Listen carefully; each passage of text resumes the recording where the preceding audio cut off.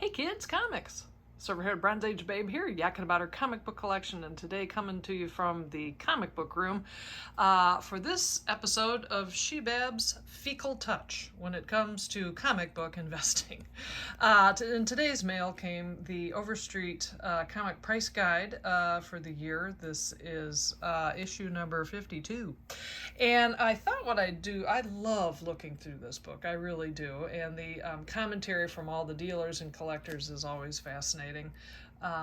And the information on the hobby and where it's at. This book is full of commentary relative to the impact of the pandemic on the hobby and the investment aspect of that. But what I do is I thought I'd show you how spectacularly unsuccessful I have been in terms of making money on this hobby. So now this I thought for sure was going to make me rich beyond all measure.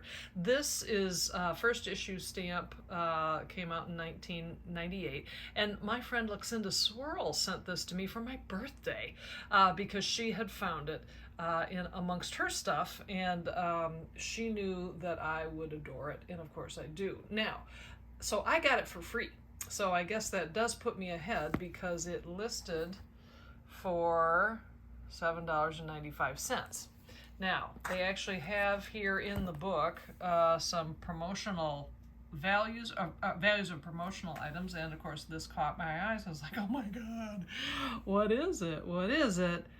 It's not focusing, and that's fine. I will tell you that this $7.95 investment has garnered me a return of 5 cents. That's fantastic. It's according to Overstreet, it's worth $8. But I'm not deterred. No, I am.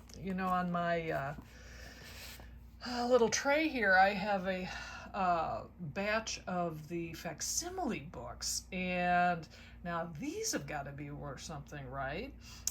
You paid $3.99 for these a few years ago when they came out. Mine, of course, are in pristine condition, and the comic book guide indeed lists them under the title that you would tend to look for them. This one is worth, again, I've made money on this because it's worth $4. Same thing with this book.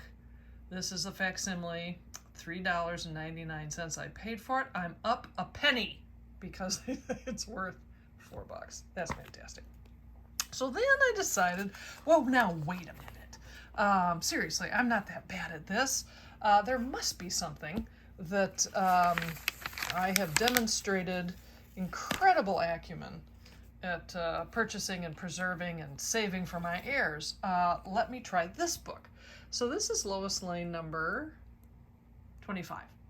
And I paid $70 for this, I don't know, 5, 6, 7 years ago. And the reason I did is because the seller rated it at a 7.5, which I thought was really good for a Silver Age book. And I absolutely adore this book for many reasons. Number one, it's Kurt Schaffenberger cover. I love the pink. I love Lois. And this is the last 10-cent book in the Lois Lane run. And it was on the newsstands the month I was born in 1961. So, I mean, it's a sentimental favorite. So, so certainly this one is proving to be just as uselessly priced as the other ones. Okay, so it's saying maybe 50, 60 bucks. Oh well, I still love it. So there you go. That's how I tend to roll. Now, I would recommend getting this book if for no other reason that at the tail end they have remembrances of Neil Adams and George Perez.